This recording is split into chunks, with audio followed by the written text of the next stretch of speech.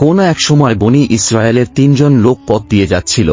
এমন সময় বৃষ্টি শুরু হলে তারা একটা পাহাড়ের গুহায় আশ্রয় নিল।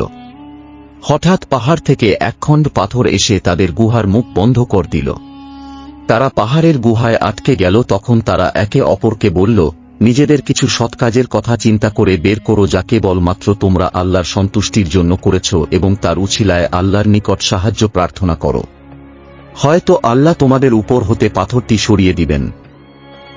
তখন তাদের প্রথম জন বলতে লাগল, হে আল্লাহ, আমার আব্বা আম্মা খুব বৃদ্ধ ছিলেন এবং আমার ছোট ছোট সন্তান ছিল।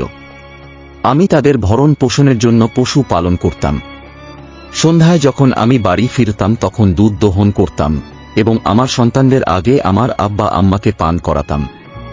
একদিন আমার ফিরতে দেরি হয়ে গেল এবং সন্ধ্যা পেরিয়ে রাত হয়ে গেল। এসে দেখি আমার পিতা মাতা ঘুমিয়ে পড়েছেন। আমি দুধ দোহন করলাম, যেমন প্রতিদিন দোহন করি। তারপর আমি তাদের শিয়রে দুধ নিয়ে দাঁড়িয়ে রইলাম। তাদেরকে জাগানো আমি পছন্দ করিনি এবং তাদের আগে আমার বাচ্চাদেরকে পান করানো সঙ্গত মনে করিনি। অথচ বাচ্চাগুলো দুধের জন্য আমার পায়ের কাছে পড়ে কান্নাকাটি করছিল। এভাবেই ভোর হয়ে গেল।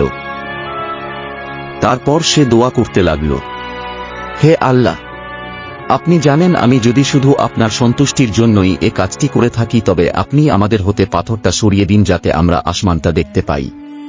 তখন আল্লাহ পাথরটা একটু সরিয়ে দিলেন এবং তারা আসমান দেখতে পেল। তারপর দ্বিতীয় ব্যক্তি বলল, হে আল্লাহ, আমার এক চাচাতো বোন ছিল। পুরুষরা যেমন মহিলাদেরকে ভালোবাসে আমি তাকে তার চেয়েও অধিক ভালোবাসতাম। একদিন আমি তাকে জিনা করার প্রস্তাব করলাম, কিন্তু সে অস্বীকার করল। আমি অনেক পীড়াপিড়ি করতে লাগলাম, কিন্তু সে আমাকে থামানোর জন্য 100 দিনার নিয়ে আসার শর্ত দিল যাতে আমি তা জোগাড় করতে না পারি। পরে আমি অনেক চেষ্টা করে 100 দিনার জোগাড় করলাম এবং তার কাছে এলাম। তখন সে নিরুপায় হয়ে গেল। যখন আমি জিনা করার জন্য তার দুপায়ের মাঝে বসলাম তখন সে বলল, হে আল্লাহর বান্দা, আল্লাহকে ভয় করো, অন্যায়ভাবে আমার সতীত্ব নষ্ট করো না। তখন আমি তোমার ভয়ে দাঁড়িয়ে গেলাম। এরপর দ্বিতীয় ব্যক্তিটি দোয়া করল, হে আল্লাহ, আপনি জানেন আমি যদি শুধু আপনার সন্তুষ্টির জন্য এ কাজটি করে থাকি, তবে আপনি আমাদের জন্য পাথরটা সরিয়ে দিন। তখন পাথরটা কিছুটা সরে গেল।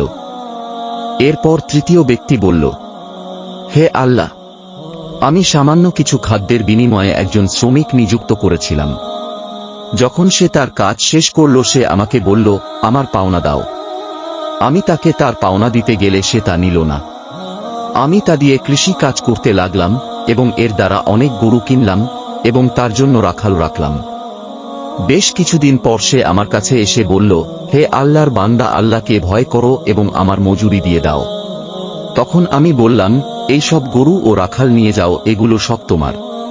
আমি ঠাট্টা করছি মনে করে সে বলল, আল্লাহকে ভয় কর, আমার সাথে ঠাট্টা করো না। আমি বললাম, আমি তোমার সাথে ঠাট্টা করছি না, ওইগুলো নিয়ে যাও। তখন সে তা খুশি হয়ে নিয়ে গেল।